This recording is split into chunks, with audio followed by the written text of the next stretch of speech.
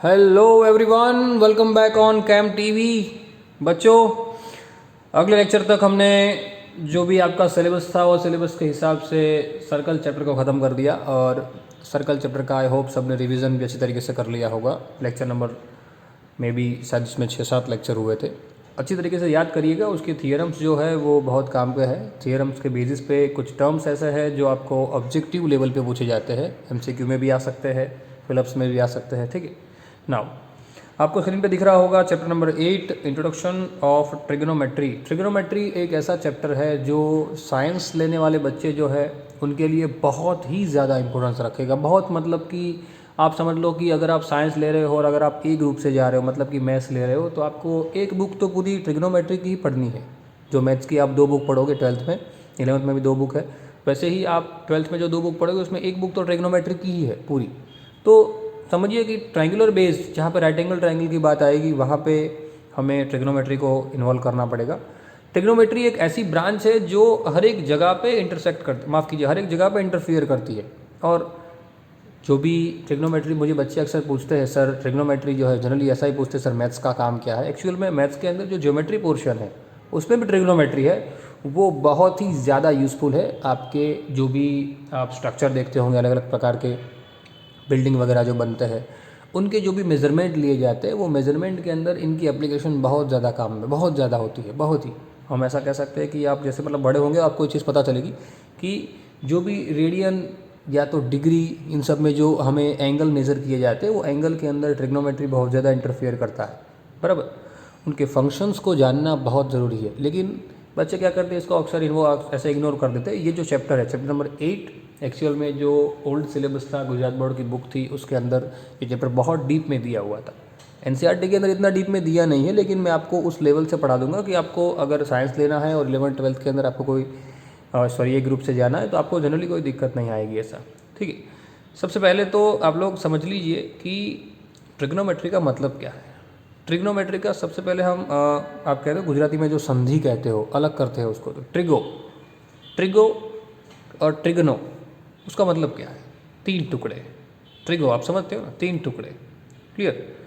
Okay. और ट्राइस आप proper अलग करना चाहो तो जिसकी ट्राई मतलब कि 3, गोन मतलब कि साइड्स कह सकते हो आप। क्लियर? और मैट्री का मतलब होता है मेजरमेंट। यानी कि अगर मैं 3 साइड के मेजरमेंट की जब बात करता हूँ, ट्रायंगल के 3 साइडों की मेजरमेंट की जब बात करता हूँ, तब मुझे इन्वॉल्व करना पड़ता है ट्रिग्नोमेट्री को। ओके। और ट्रिग्नोमेट्री के अंदर आपको ये चैप्टर इसलिए नया लगेगा क्योंकि आपने ऐसा चैप्टर कभी पहले 1 से 9 आप जब पढ़े हो 1 to 9 तक, आपने ये चैप्टर देखा ही नहीं है कभी। क्योंकि सारे बेसिक टर्म जनरली आपने देखे होते हैं, एल्जेब्रिक एक्सप्रेशन देखे होते हैं, ज्योमेट्री देखा होता है, सारी चीज़ें देखी होती है। लेकिन इसके अंदर आपको कुछ नए फंक्शंस पढ़ने हैं, नई चीज़ें पढ़नी है। वो फंक्शंस के बारे में आपको थोड़ा इन्फॉर्मेशन देता हूँ। तो सबसे पहले आप लोग याद रख लीजिए कि ट्रिग्नोमेट्री के टोटल 6 फंक्शन हैं। क्या? ट्रिग्नोमेट्री के टोटल 6 फंक्शन हैं। ओके, कौन कौन से हैं? साइन, ये फंक्शन है। जैसे कि लॉग, जैसे कि एक फंक्शन है, आपने लॉग का नाम सुना होगा। क्लियर? तो लॉग जैसे एक फंक्शन है, वैसे ही ये 6 ट्रिग्नोमेट्री के फंक्शन है। साइन, कॉस, टेन, जिस तरीके से मैं प्रोनाउंस कर रहा हूँ और जिस तरीके से मैं लिख रहा हूँ, आखिर तक उसको उसी तरीके से प्रोनाउंस कीजिएगा और आखिर तक उसको उसी तरीके से लिखिएगा। बच्चे उसको अक्सर बदल देते हैं। साइन, साइन को सीन कहते हैं, सीन नहीं है ये। Sine, cos, tan, cosec, sec and cot. Clear? ये चीज़ आपको याद रखनी। ठीक है? इन सब के फुल नेम भी है, जैसे कि साइन का फुल नेम साइन ही है, कोस का कोसाइन है, टेन का टेंजेंट है, इसका कॉस्केंट है। क्लियर? कॉसेक का कॉस्केंट है, इसका सेकेंट है, इसका कॉन्टेजेंट है। पर हम उसको फुल नेम याद रखने की ज़रूरत नहीं है आपको शॉर्ट नेम याद रखना है। क्या? साइन, कॉस, टेन, कॉसेक, सेक, कॉट। ये सब के सब फंक्शन है और ये सब के सब ट्रिग्नोमेट्रिक फंक्शन है। इसलिए इस ट्रिग्नोमेट्रिक फंक्शन के पीछे हमें कोई ना कोई एंगल दिखाना पड़ता है, कोई ना कोई angle, alpha, beta, gamma, A B C D का कोई नंबर या कुछ भी। ट्रिग्नोमेट्री के अंदर आपको एक चीज़ याद रखनी है कि एंगल के लिए जनरली हम यूज़ करेंगे एक सिंबल का, जो आपने शायद देखा होगा, ऐसा सिंबल, ये, इसका नाम है थीटा। क्या नाम है? थीटा। मैं आपको प्रॉपर लिखता हूँ तो आप प्रोनाउंस कर पाओ, थीटा। क्लियर? थीटा। क्लियर, याद रखिएगा थीटा। तो यहाँ पे मैं लिखूँगा sine theta, cos theta, tan theta, cosec theta, हर एक के पीछे एंगल ज़रूरी है, sec theta and cot theta. Okay, उसमें ये जो थीटा है वो क्या है, थीटा है वो क्या है, थीटा, थीटा एक एंगल को रिप्रेजेंट करता हुआ सिंबल है। क्या, एंगल को रिप्रेजेंट करता हुआ सिंबल है। जैसे कि यहाँ पे मैं अल्फा भी लिख सकता था, sine alpha, cos alpha, tan alpha, cosec alpha, sec alpha, cot alpha, कुछ भी, बराबर। बट मैंने उसको थीटा से बताया है, हम इसको थीटा से रिप्रेजेंट करेंगे। हम आपको, हाँ, हम अकॉर्डिंग टू क्वेश्चन अलग अलग ले सकते हैं। क्वेश्चन के अंदर अगर ABCD में A दिया है तो हम साइन A लेंगे, कॉस A लेंगे, टेन B दिया टेन B लेंगे, वैसे, ठीक है। तो ये जो है वो 6 के 6 मेरे क्या है, ये 6 के 6 वो है मेरे ट्रिग्नोमेट्रिक फंक्शन। क्या है, ट्रिग्नोमेट्रिक फंक्शन, जो मुझे आगे जाके बहुत काम में आने वाले हैं। ओके, समझ में आई बात। ये 6 के 6 मेरे क्या है, ट्रिग्नोमेट्रिक फंक्शन। ओके, अब उस ट्रिग्नोमेट्रिक फंक्शन के आपको कुछ फॉर्मूलाज पढ़ने हैं। एक्चुअल में इस चैप्टर के अंदर टोटल 27 फॉर्मूला है, बट 2021 सिलेबस के हिसाब से आपको पूरे नहीं पढ़ने हैं। बट मैं आपको पूरे के पूरे फॉर्मूलाज तो ज़रूर पढ़ाऊंगा। चाहे आपका सिलेबस रिड्यूस हुआ है तो मैं आपको वो सिलेबस शायद ना पढ़ाऊँ, बट आपको मैं फॉर्मूलाज सारे पढ़ाऊंगा स्टेप बाय स्टेप। जैसे जैसे उसका यूज़ आता जाएगा वैसे वैसे मैं आपको पढ़ाऊंगा। जैसे कि मुझे फिलहाल एक्सरसाइज नंबर 8.1 के अंदर जो चाहिए, उसके लिए मुझे या तो एग्जाम्पल जो मैं आपको 1 2 3 पढ़ाऊंगा, उसके लिए मुझे जो चाहिए, उसके लिए मैं आपको ट्रिग्नोमेट्रिक रेशियो पढ़ाऊंगा। सबसे पहले क्या पढ़ाऊंगा, ट्रिग्नोमेट्रिक रेशियो। टाइटल लगाइए, ट्रिग्नोमेट्रिक रेशियो। मोस्ट इंपॉर्टेंट बच्चों याद रखिएगा, ट्रिग्नोमेट्रिक रेशियो के जो फॉर्मूला है बहुत काम के। ट्रिग्नोमेट्रिक रेशियो के फॉर्मूला लिखने के लिए मुझे सबसे पहले एक राइट एंगल ट्रायंगल बनाना पड़ता है, जो आपको क्वेश्चन के अंदर भी दिया होगा, ना दिया हो तो हम बना लेंगे। चलिए, एक मैंने राइट एंगल ट्रायंगल बना दिया। ओके, अब उस राइट एंगल ट्रायंगल के अंदर ये राइट एंगल है मेरा, उसको मैं नाम दे देता हूँ ABC। अब एक तो मेरे पास राइट एंगल है, मतलब एक तो मेरे पास 90 डिग्री है।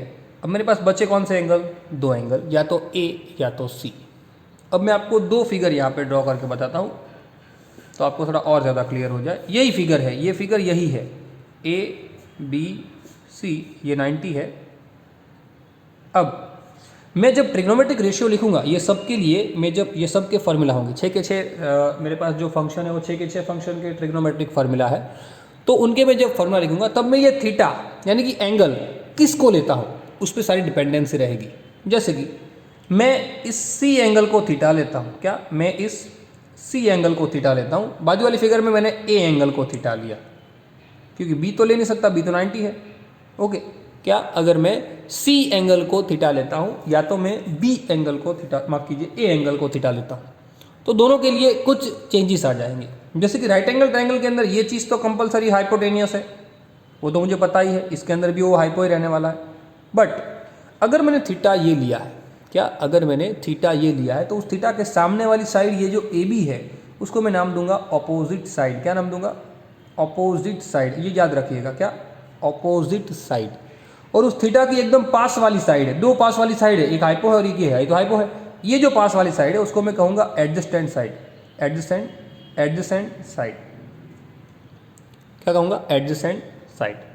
Okay, clear, adjacent side. Now इस फिगर की ओर आते हैं। यहाँ पे कौन है, यहाँ पे ये थीटा है, तो ये थीटा है तो इसके सामने की साइड अब ये हुई, मतलब यहाँ पे बदल जाएगा। यहाँ पे कौन हो जाएगा, ये ऑपोजिट साइड हो जाएगी। क्या हो जाएगी, ये ऑपोजिट साइड हो जाएगी। और इस थीटा के पास की लाइन ये हुई और ये हुई, इसमें एक तो हाइपो है, तो ये कौन हुआ, ये मेरा एडजेसेंट साइड हुआ, ये मेरा एडजेसेंट साइड हुआ। बस आपको इतनी चीज़ों को पहले दिमाग में उतारना है, क्या, कि मेरा एक्चुअल हाइपोटेनस कौन है वो तो क्लियर है, सॉरी माफ़ कीजिए, पर मेरा एक्चुअल ऑपोजिट साइड कौन है अकॉर्डिंग टू थीटा, और अकॉर्डिंग टू थीटा मेरा एडजेसेंट साइड कौन है, बराबर। ये दोनों फिगर आपके दिमाग में बैठ गई। तो आपको क्वेश्चन में अगर पूछे अभी साइन C फाइंड करो, साइन C, तो हम ये बोलेंगे, हम कहेंगे साइन A फाइंड करो, तो फिर इसको याद रखेंगे। मतलब कि डिपेंडेंसी ऑन थीटा, कि आपने थीटा यानी कि आपने एंगल जो है वो कौन सा और किसका लिया है। ओके, एंगल के ऊपर सारी डिपेंडेंसी रहती है, तो ये चीज़ आप लोग अच्छी तरीके से याद रखिएगा। अब वो 6 फंक्शन के फार्मूला मैं यहाँ पे मेंशन कर रहा हूँ, तो आप लोग वो याद रखिए। क्या, जैसे कि मेरे ये फिगर के लिए ही मैं बात कर रहा हूँ, अब ये फिगर के लिए बात नहीं करूँगा क्योंकि आपको पता चल गया है कि ये फिगर क्या है, बराबर। मैं आपको साथ में बोलता ज़रूर जाऊँगा लेकिन लिखूँगा नहीं, लिखूँगा मैं इस फिगर के लिए, ये फिगर के लिए ही लिखूँगा, बराबर। चलिए, सबसे पहले बात करता हूँ साइन थीटा, ये फिगर के लिए तो फॉर्मूला याद रखो, sine theta is equal to opposite side upon hypotenuse. क्या? Opposite side upon hypotenuse. क्या? Opposite side upon hypotenuse. Okay, formula याद रख लिया, ये चीज़ याद रखनी है आपको। अलग अलग ट्राइंगल के अंदर अलग अलग चीज़ें बन सकती है, जैसे मैंने इसको थीटा लिया है तो मेरा फॉर्मूला बनेगा ए बी बाई ए सी। क्या बनेगा? ए बी बाई ए सी, मतलब कि opposite upon hypo. Okay, now ये चीज़ मैं अगर इसके लिए लिखता तो क्या बनता? साइन थीटा वो बनता बी सी बाई ए सी, क्योंकि अब मेरी ऑपोजिट साइड ये नहीं रही, मेरी ऑपोजिट साइड ये हो गई। ट्राइंगल भले वही है लेकिन मैंने एंगल बदल दिया, मैंने थीटा बदल दिया। मैंने पहले थीटा लिया था सी, अब मैं थीटा ले रहा हूँ ए, बराबर। चलिए, ये हो गया साइन। अब बात करते हैं कॉस की। कॉस थीटा फॉर्मूला बदल जाएगा, adjacent side upon hypo, adjacent side upon hypo, adjacent upon hypo. इसके लिए अगर कहता यहाँ पे एडजेसेंट अपॉन हाइपो क्या बना है, यहाँ पे बना बी सी बाई ए सी, यहाँ पे क्या बनता? Adjacent upon hypo A B by A C. तो याद रखना है आपको, हर एक ट्राइंगल पे आपके फॉर्मूला जो है, आपको तो मेन स्टेटमेंट याद रखना है। क्या? इसलिए मैंने सिर्फ स्टेटमेंट लिखा है, ऑपोजिट हाइपो एडजस्ट हाइपो। चलो बात करते हैं टेन थीटा की। टेन थीटा किसे कहेंगे? तो टेन थीटा मतलब कि opposite side upon adjacent side. क्या? Opposite side upon adjacent side. इसके लिए लिखूँ तो क्या बनेगी? इसके लिए बनेगा भाई A B by B C. इसके लिए क्या बनेगा? B C by A B. उल्टा हो गया, सही है कि नहीं? ओके, तो याद रखिएगा, तीन फॉर्मूला दिमाग में रख लीजिए। क्या? साइन थीटा मतलब क्या? साइन थीटा मतलब opposite side upon hypo, cos theta मतलब adjacent side upon hypo, tan theta मतलब opposite side upon adjacent side. Now तीन और बच गए, एक बचा कॉसेक, एक बचा सेक और एक बचा टैन। अब इसी के अंदर मैं आपको एक और चीज़ भी साथ में दिखा दूं कि ये जो 6 फंक्शन है, ये 6 फंक्शन, वो 6 फंक्शन में, इसलिए मैंने देखो यहाँ पे पैर लिखी है, साइन कॉस, कॉस सेक और टैन कॉट, वो एक दूसरे के साथ इंटर रिलेशन रखते हैं। इंटर रिलेशन कैसे रखते हैं? इंटर रिलेशन का मतलब साइन और कॉसेक वो एक दूसरे के इनवर्स है। क्या? साइन और कॉसेक एक दूसरे के इनवर्स, मतलब कि साइन इज इक्वल टू क्या बनता है? 1 बाई कॉसेक। क्या बनता है? 1 बाई कॉसेक। और कॉसेक इक्वल टू क्या बनता है? 1 बाई साइन, मतलब वाइस वर्सा, एक दूसरे की क्या है? इनवर्स है।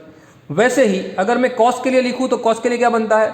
Cos is equal to 1 by sec. क्या बनेगा? Cos theta is equal to 1 by sec theta. Okay, वैसे ही मैं वाइस वर्सा सेक थीटा लिखूं तो क्या बनेगा? 1 बाई कॉस थीटा। वैसे ही tan theta is equal to क्या बनता है? 1 by cot theta, 1 by cot theta. तो मैं cot theta is equal to क्या लिख सकता हूँ? 1 बाई टेन थीटा। मतलब कि ये तीनों तीन की जोड़ियाँ है, ये तीनों तीन एक्चुअल में फॉर्मूला है। जो मैंने 27 का है उसमें 3 ये भी है, ये 3 फॉर्मूला है। क्या? Sine equal to 1 by cosec, cos equal to 1 by sine, cos equal to 1 by sec, sec equal to 1 by cos, tan equal to 1 by cot, cot equal to 1 by tan. Clear? समझ में आई बात? ठीक है। तो बच्चों ये जो तीनों तीन है, साइन, कॉस और टेन, ये तीनों तीन एक दूसरे के इनवर्स फंक्शन है।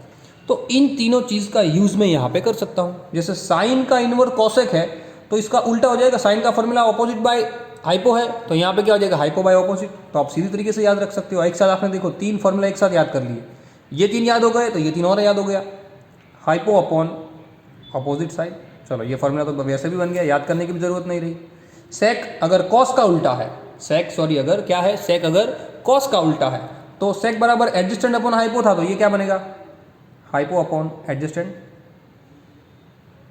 Simple. Sec theta is equal to क्या बन गया? Hypo upon adjacent. Tan theta बराबर क्या बन गया? अगर टेन थीटा किसका? मेरा कॉट का इनवर्स है तो यहाँ पे टेन का फॉर्मूला क्या बना? Opposite upon adjacent. तो यहाँ पे क्या बनेगा? Adjacent upon opposite. बनेगा कि नहीं? सिंपल। रेडी? तो ये 6 के 6 फॉर्मूला आपको 8.1 और एग्जाम्पल नंबर 1 2 3 4 5 जो कि आपके सिलेबस में है उसके अंदर बहुत ज़्यादा काम में आएंगे। मैं आपको एग्जाम्पल भी करवाऊंगा, टेंशन मत कीजिए। इस चैप्टर के अंदर मैं आपको एग्जाम्पल भी करवाऊंगा, आपको काम में आएंगे। ठीक है, तो याद रखिए बच्चों क्या कि ये 6 के 6 फॉर्मूला जो है कौन कौन से? साइन, कॉस, टेन, कोसेक, सेक, टेन, और ये तीनों तीन जो उसके साथ इनवर्स बैठ रहे, इनवर्सली बैठ रहे, ये आपको अच्छी तरीके से लर्न करना है। 5 बार कंपलसरी 5 बार लिख के लर्न करना है, क्योंकि जितना लिखोगे उतना आएगा फॉर्मूला। तो ओके, तो 5 बार लिखेंगे और कंपलसरी लिख के लर्न करेंगे। समझ में आई बात? तो ये चीज़ अच्छी तरीके से दिमाग में उतार लेना। कहीं पे कुछ भी प्रॉब्लम लगे तो मुझे आप डायरेक्ट कॉल कर सकते हो, या कहीं भी कुछ भी डाउट आपको ऐसा लगता है सर ये नहीं आ रहा है या इसमें कुछ मिस्टेक है, तो आप मेरा कॉन्टैक्ट सीधा कर सकते हो। ठीक है, लेकिन एक चीज़ दिमाग में रखना, ट्रिग्नोमेट्री बच्चों आपको तभी आएगा, मैं बार बार ये चीज़ आपको बोलूँगा, तभी ट्रिग्नोमेट्री आता है जब हम उस चीज़ को 3 4 5 बार लिखते हैं। क्योंकि ट्रिग्नोमेट्री के जो फॉर्मूला है वो मर्ज करने पड़ते हैं, कहीं कहीं पे सूटेबल कंडीशन के अंदर उसको यूज़ करना पड़ता है। तो वो फॉर्मूला अगर आपके दिमाग में होंगे तो आपकी जितनी प्रैक्टिकलनेस बढ़ेगी उतनी ही आपको ज़्यादा क्लियरेंस आएगा, आउटपुट ज़्यादा आएगा, आपको पता चलेगा सम को सॉल्व कैसे करूँ मैं। ठीक है, समझ में आई बात? मिलते हैं अगले लेक्चर में। Till then, thanks a lot.